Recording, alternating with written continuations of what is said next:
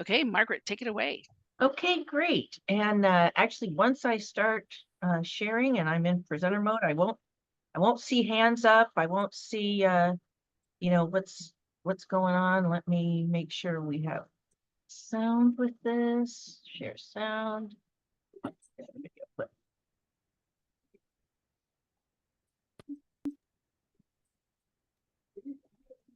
All right. We're going to start with a quick little video clip. This way.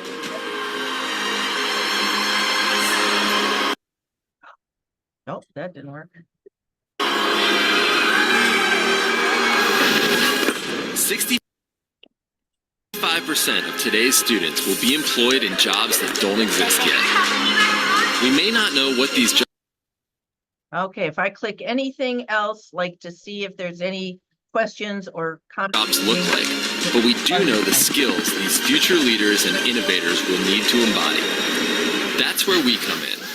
We are Destination Imagination, an educational nonprofit dedicated to inspiring the next generation of creative problem solvers. Our project-based challenges help students around the world gain the skills they need for lifelong success. So, where will your child's imagination take them? The creative journey starts here. Learn more at destinationimagination.org. All right. Well, first of all, I want to just, introduce myself. I'm Margaret O'Connor. I'm the Regional Training Director for our region. What I want to start with is making sure that you know a little bit about what DI is, what it's all about, but more importantly, what we want you to end up with is insight into why Destination Imagination is a program your child needs and wants to be a part of. So what is DI? DI is a team-based creativity and problem-solving innovation competition. Kids work in teams of up to 7 kids. They're roughly their own age group. So, there's an elementary level, which is grades 3 through 5. There is middle school, which is grades 6 through 8. There's a high school level, which is grades 9 through 12, and a special level for our kindergarten through 2nd graders called early learning, or oftentimes rising stars. So they're working with their own age group, and they're going to work from now or when the team gets started until tournament time, working to create a solution to a challenge. Generally, teams are managed by parent volunteers. Sometimes, it's a community helper. It could be somebody from your church. It could be, it could be a grandma or a grandpa. Once in a while, a teacher will manage a team. The DI challenges are the open-ended, project-based, and they culminate in a performance or a skit before a judging team. We call them appraisers. Every single one of the challenges is going to showcase some research. The kids will have to research whether it is about how something works, how something moves. It could be scientific research. It could be, sort of technical research. It could be arts, fine arts about literature or something like that. What they're going to do is also, every challenge has some kind of technical element to it. Even if that's very, not machines and that kind of thing. In our improv challenge, you still have to do some manipulating of materials. And then performance and certainly interpersonal skills. That teamwork part is a big part, and I'll talk more about that. They're going to learn better teamwork. They're going to learn about problem solving. They're going to learn how to think about what are the questions that are being asked, not just trying to come up with one right answer. And they're going to have to do a lot of project management. They're going to learn some project management skills, but it's all wrapped up in fun. Our tournament this year is on February 22nd, and that's at Newman Smith High School in Carrollton. So great, big, beautiful, well laid out school. It's a great place. And there is an affiliate or state tournament called the Lone Star Finals. And ultimately, there is a global finals tournament, usually around Memorial Day. teams can qualify to move on to the state and globals level. But what we're really about in our region is the experience of learning to navigate through what Destination Imagination is and why it's so great right here this first year within our region, with the culminating tournament being a big deal. It's a lot of fun, and we have a big ceremony celebration, I guess, at the end of the tournament, at the end of the day. So when I talked about teamwork and research skills and technical innovation, we can also think of these as like boardroom skills and social and emotional skills that are really critical in the workforce. So our kids are going to be learning young in DI that what sets DI apart from other programs is that it puts social, emotional, and executive function and teamwork skills first and foremost. It's the process. And what the product is, the STEAM or STEM, comes second. Most other programs aren't designed to specifically develop those skills in the way that DI is. This is a defining feature of what DI is all about, and it's our #1 selling point. In today's interconnected world, no one works alone anymore. I mean, I kind of feel like sometimes I work at home because I work from my home office, but I have a whole entire team. We may not be, shaking hands or standing around the water cooler every day, but most of us are working on teams in some capacity. Regardless of what industry or what job your kid ultimately ends up pursuing, they're going to need to know how to get along and work with other people who have different skills, who think differently, communicate differently, who have different interests and experience and background knowledge. That's going to be true on a team, that the kids are going to have all those differences. In the workforce, we need to be able to communicate our ideas and think on our feet. We need to be not paralyzed by failure. I often say that DI is all about failure. And if I'm sitting in front of a room full of kids, I'm like, who likes to fail? And there's always a couple of kids who raise their hand, and I'm like, do you really? Well, what is failure? But another way to reiterate, rethink, and try again. And of course, when I ask that question, they all know that's the answer. We need to learn how to give productive, constructive feedback and receive it back. We need to learn to delegate, to plan, budget, prioritize, manage time, and solve problems with limited time and resources. If that all sounds very adult to you, it is. And these are the skills that over time, a kid who participates in DI is going to kind of unknowingly begin to be able to bring into their skill set. I have a great video. It's one of my favorite videos that puts all that into maybe a little bit What makes school so great? easier term. Well, it's where we learn how to fill in the blanks, check the right box, color in the lines, stuff like that. Or as my mom and dad say, the basic fundamentals of learning. But in the real world, lines aren't so defined. Roles aren't so rigid. Outside the bricks and mortar confines of school, success isn't measured by how you act, but rather by how you react. To obstacles.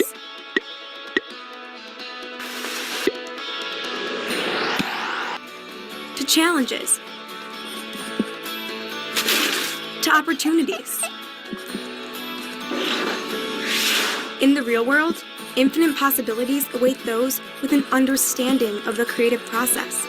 It starts with imagination, but it's through perseverance, teamwork, and collaboration that we can go from ideas to innovation. That's when the unsolvable becomes solved. Impossible? Not here. Unimaginable? What does that even mean? Because here, in the real world, an untethered imagination gives wings to all those basic fundamentals of learning. This can only happen if you have the capacity to think ahead, to enact scenarios in your mind, and to overcome obstacles.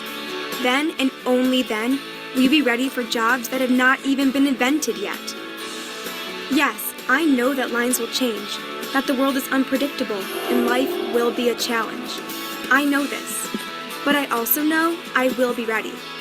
Because my imagination and I, well, we've been practicing. Not only imagining possibilities and inventing creative solutions, but also learning how to face challenges as a team, how to communicate and listen in order to circumvent dead ends and disagreements. And mastering the creative process as part of a team to achieve solutions that are beyond anything I could dream up alone. I've been preparing for the undefined future ahead of me. I've been doing all of this with my team in Destination Imagination. So I say to you, Mr. Unsolvable, Mr. Insurmountable, and Mr. Unimaginable, bring it on.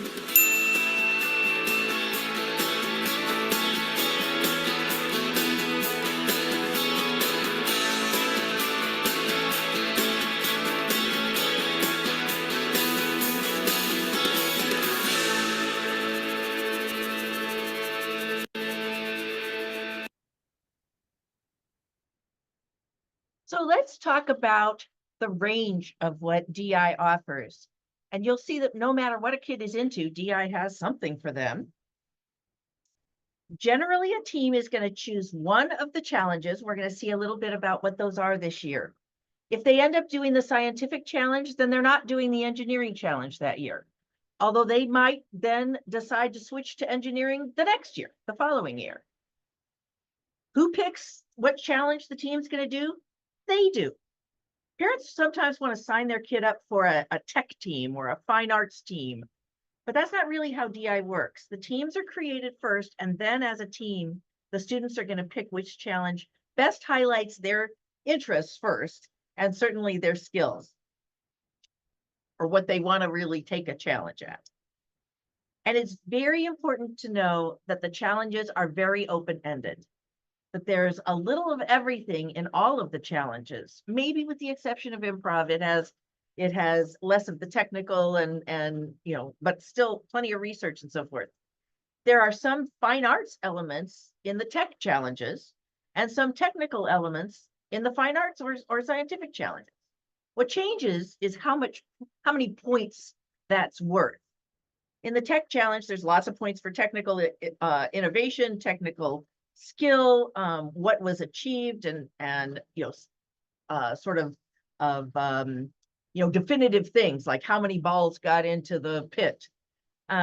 Whereas then there will be fewer. They'll still have a performance. They'll still have some sort of backdrop and some costumes and things.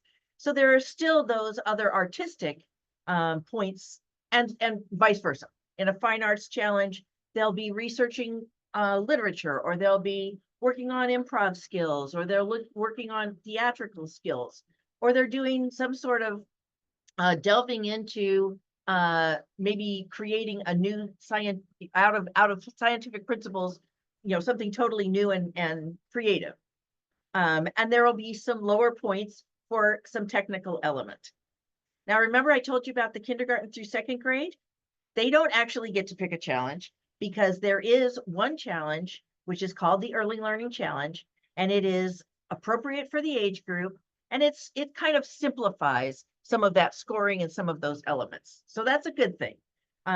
They have the opportunity to still develop those teamwork skills. If they can't figure out how to do something, they just dive right into the next part of what they think they can come up with. In a great story this year, it's all about weather. So they can still pick their own themes and incorporate their own interests. So let's watch and see what the challenges are this year. Are you ready for an epic adventure like no other? Destination Imagination is where imagination takes flight. We have 7 mind-blowing STEAM challenges waiting for you. In this season's technical challenge, Breaking Point, teams will design and build equipment that can be used to assemble and destroy stacks of items. They'll also craft and present a story about a character who lacks something important and attempts to gain it. Will they achieve their goal or reach their breaking point? This season's engineering challenge, High Wire Act, isn't clowning around. Teams will design and build a transporter that can carry weights along a tournament-provided cord. They'll also create and present a story in the style of contemporary circus and amaze the crowd with a daring display. Embark on a cosmic adventure. In this season's scientific challenge, Worlds Beyond, teams will tell a story about a character who discovers they're not alone on another planet. They'll also impress audiences with creative technobabble and a scientific demonstration to ensure their presentations are out of this world. How can the simplest of things convey the most? In this season's Fine Arts Challenge, Less is More, teams will tell a story about something small that can have a big impact. They'll use color and shape to design a minimalist set with a powerful visual punch and move audiences with an emotional moment. Think big with a small design. Time to hit the road. In this season's improvisational challenge, Are We There Yet? Teams will use their improvisational skills to craft a skit about a character on a quest, facing detours and unexpected surprises along the way. At a tournament, teams will be given 2 locations, a mode of transport, a character, and a detour to incorporate into their skit. Left or right, apple or orange, smile or frown, the world is full of choices. In this season's Service Learning Challenge, This or That, teams will design a project to help a community and tell a story about a character facing a tough decision. Will their choice lead to success or a surprising twist? In addition, teams will explore different technical fields and design and build a device that does 2 things at once. Rain, snow, wind, sun, and hail. There are so many different kinds of weather and lots of wonderful activities that can only be done during the perfect kind of weather. Children, preschool to 2nd grade, will explore the wonders of weather and craft a playful story about a character who is learning about one kind of weather for the very first time. They'll also design a creative weather costume and a special weather effect. Ready to choose your adventure? Start your team today and get creative with us. Learn more at www.destinationimagination.org. So that all sounds pretty cool. You can just think of all the kids who would love to build something and then have it be part of what they're supposed to do to destroy it again. Or building a machine that walks a tightrope. That's amazing. The thing I love about the scientific challenge this year is that they really, really get to use scientific principles and research about space, but they get to totally use their imaginations to really have it be out of this world. I love that the Fine Arts one really wants a team to do research about how to create a visual impact and an emotional impact. Because if you think about art, theater, movies, we're seeing the visual and we're feeling the impact. What's fun about improv is that, those different things like a detour and a difficult choice or whatever, those come at different points. Like they don't know when they're going to kind of get the next thing that they have to incorporate. It happens every minute or two during their skit. I know, Monica, you're like cringing because that's not exactly how it works, but sort of. And then in the service learning, that's a very cool challenge because the team actually takes on some kind of a community impact project, big or small. We've had teams do amazing things, but they still present what they did and how it worked for them. And they incorporate, because of course we can all think of tough decisions that may have to be made in a community project, and the surprising twists that I bet these kids find as they begin to work on a real life challenge.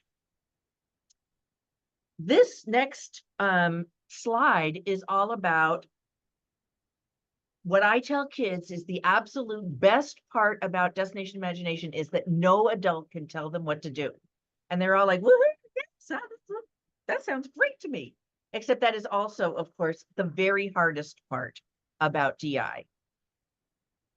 As parents, we're used to answering our kids, or as teachers, we're used to answering our kids' questions with whatever we know. Sometimes we're just trying to like remember and remind ourselves that, yeah, I learned some of that stuff in school. That's not what DI is about. What DI is about is that the team members themselves are going to have to do all of the pieces and parts that come together to present a performance in front of judges surrounding those elements of those challenges.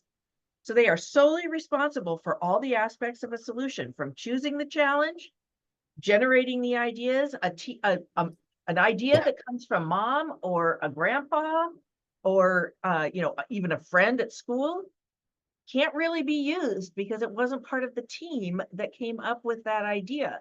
So DI kids learn to say, don't, halt, don't give me your ideas. It may be a good one. They are going to do their own research. They're going to design and build. I mean, kids can learn how to do the kinds of things that we see. I mean, these may be a little bit older kids, but I will tell you that when I was coaching a Destination Imagination Rising Stars team, so these were first and second graders, one of the kids said, I don't think it's DI if something doesn't light up. And I was like, well, I don't really know how to do that. And he said, but my brother does. I said, well, your brother can't do it for you. And he said, that's okay, he can teach me. And he did. This kid, and we had a little like question mark. It was like about 1.5 feet long of Christmas lights that had a little battery pack, and sure enough, it lit up, and they were beyond thrilled. So even little kids can learn to solder a wire, drive a hammer, pilot hole, and screw in a nail, things like that. Screw. They're going to actually implement everything. They have to make the decisions along the way when something isn't working, or they don't still have a budget left. They don't still have money to go out. There's a restriction on how much a team can spend to work through their performance or their skit. They're going to have to solve the conflicts that come up. When one kid says, that's a stupid idea, and another kid says, no, wait, listen to me.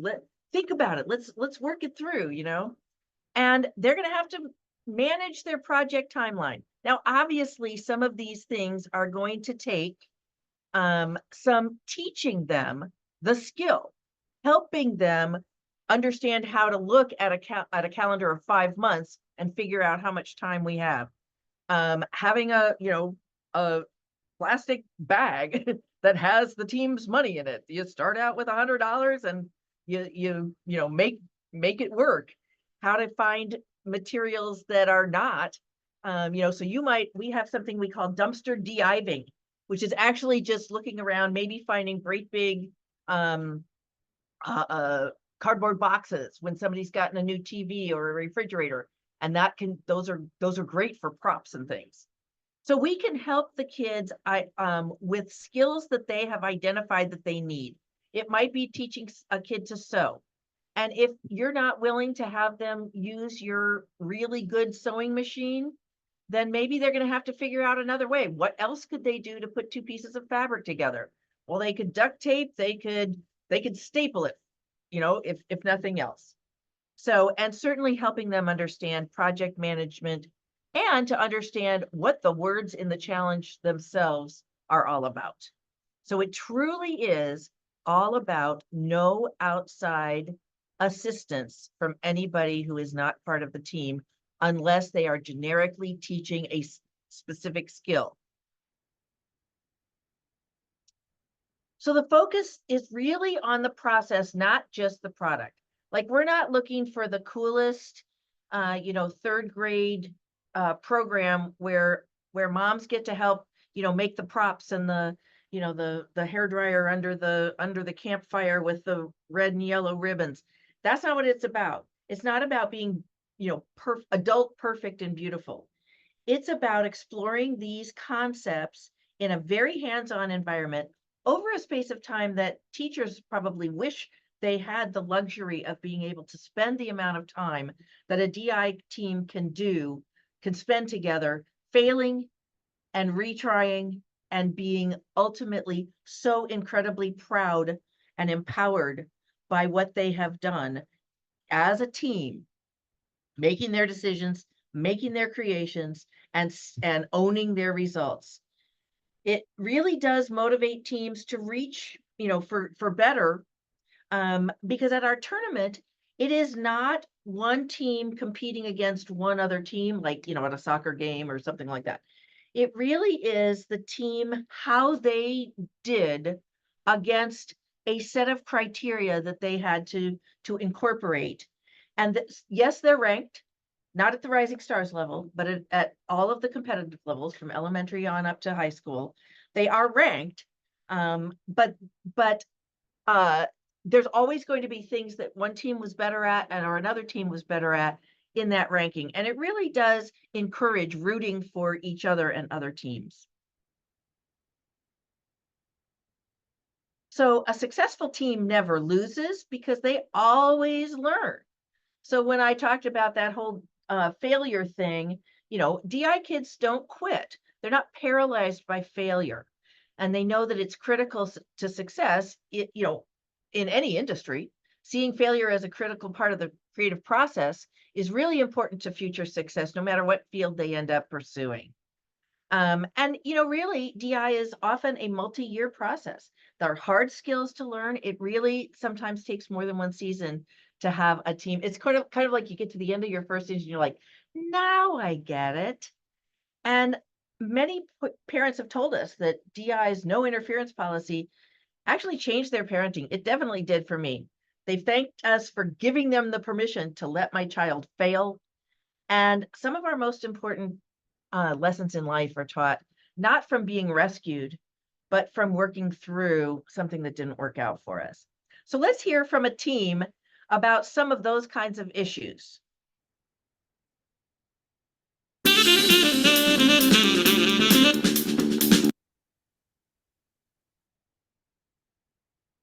There we go.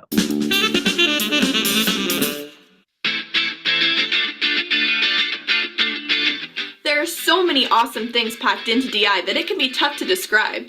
Here's our attempt to do it in 2 minutes or less. Ready, set, go!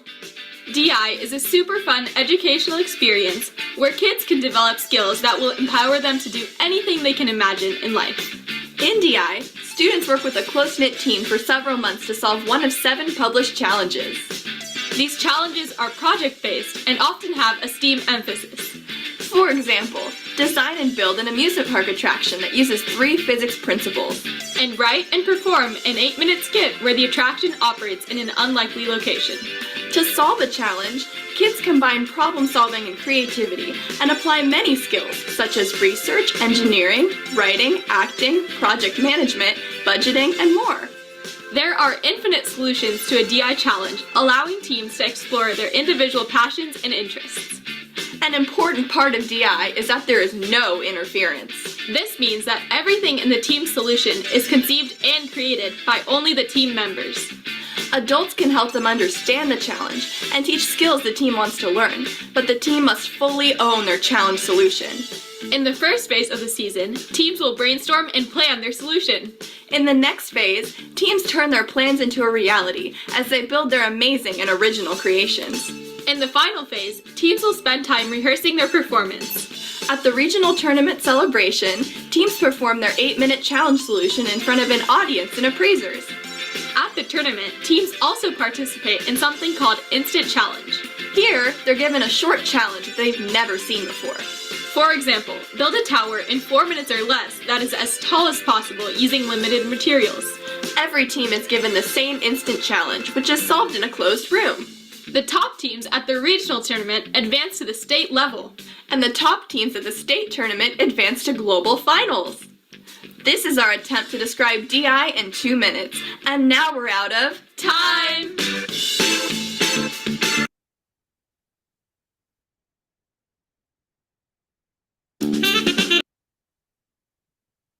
Okay, so they highlighted some of these same things about learning the collaboration by working together as a team.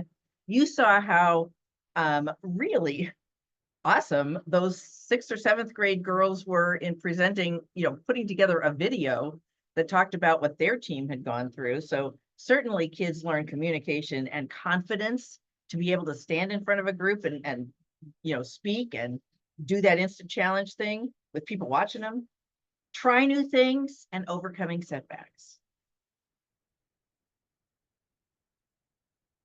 As a parent, why do people choose Destination Imagination? I got another video. My child is creative. My child My is child collaborative. is My child creative. is self-confident. My child is curious.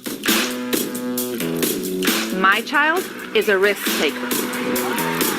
My child's collaboration skills have definitely improved through Destination Imagination. Instead of just trying to solve problems individually, they have learned over the years that each of their team members have different skills and strengths. And sometimes you run into a problem where maybe you're not the right person to solve it.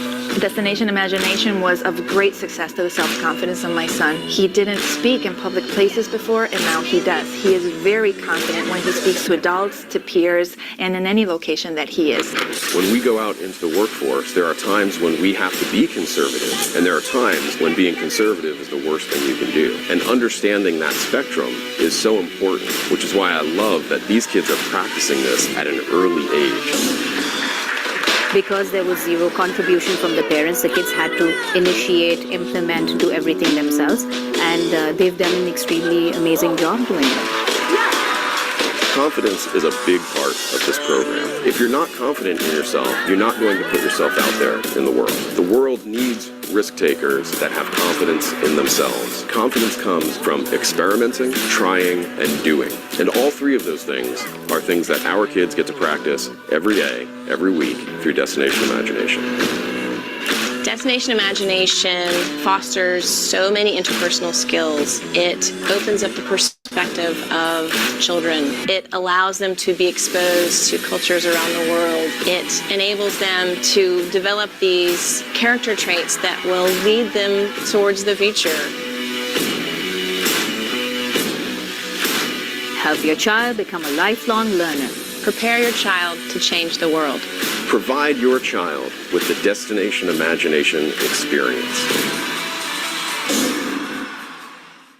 Child is collaborative.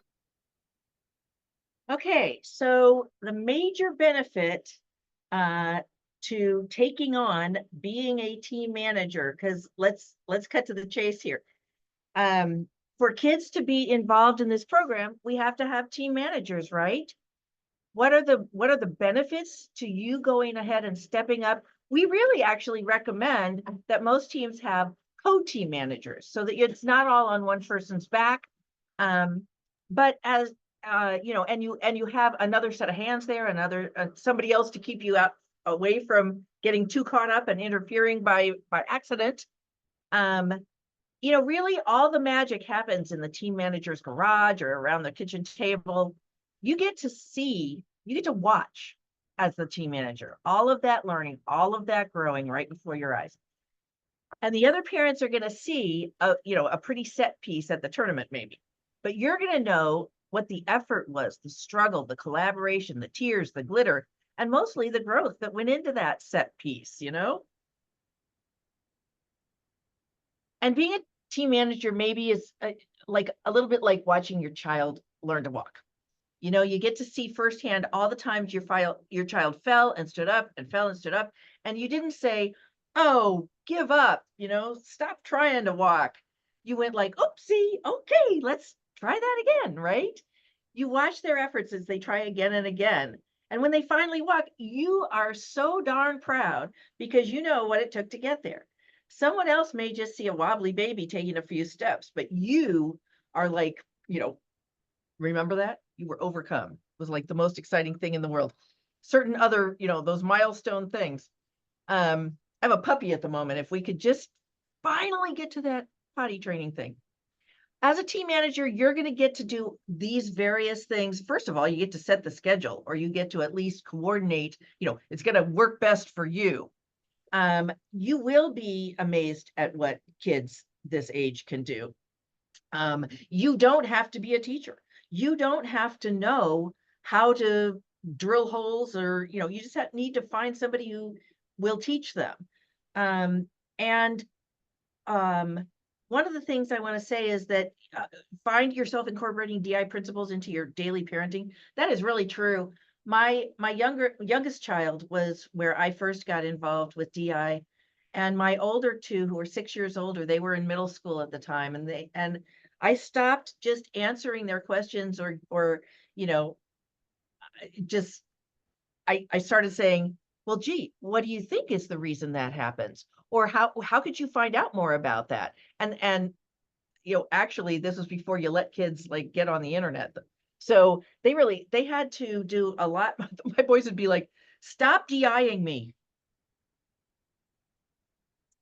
It's important that even if you don't feel like you could be a team manager, that maybe you would be willing to assist. Maybe you would be willing to help, with things that the team needs, bringing snacks, maybe teaching a skill or finding somebody who can, maybe donating supplies or taking the kids in your car on a shopping trip. There are behind the scenes things. Every team needs a good communicator, somebody who can kind of get the message out, make sure that, somebody's texting everybody what time, remember DI tomorrow and things like that. You could help get assistance for your team financially if that is a concern. We also ask for appraisers and tournament volunteers. If your child, ends up not being on a team, you could still get a great firsthand view of what DI is all about by being a tournament volunteer. So our next step, I know you have a ton of questions about how does it work, how to get started, who to contact. So we want to make sure that we had your name, your school district and campus, the information that's on that sign-in sheet kind of thing that was in chat. So Catherine might put that in chat again, so that's, the current thing you're looking at. And then we're gonna next sort of put you into these breakout rooms with somebody who can help answer some of those questions about what do I do in my school district, how do I get started, and so on and so forth. One thing I want to make sure you know is that we have a great regional website. It's tvncdi.org. There is, even if they're not here tonight, there is a school district coordinator for all of our different school districts. We have a calendar of the trainings and all the regional dates on our website. And we give an incredible amount. We are a very active region who has an incredible amount of resources, both in training possibilities. We do bi-weekly drop-ins, sort of like office hours thing, where if a team manager just has one kind of thing that they're not sure how to understand about the program, or they have a challenge that they have a couple of kids who are butting heads or whatever, it doesn't matter what their questions are, they can drop into the drop-ins.